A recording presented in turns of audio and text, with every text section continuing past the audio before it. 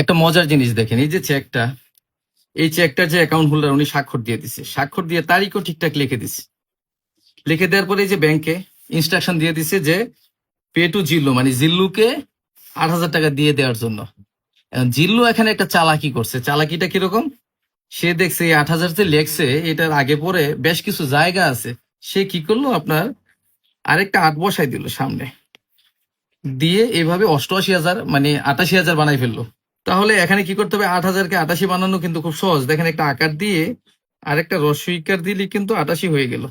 এখন ব্যাংকের কাছে যদি এটা জিল্লু নিয়ে প্রেজেন্ট করে, তাহলে কাউন্টার থেকে আইনগতভাবে ৮৮,০০০ টাকা দিতে কিন্তু কোনো বাধা নেই, কোনো সমস্যা নেই।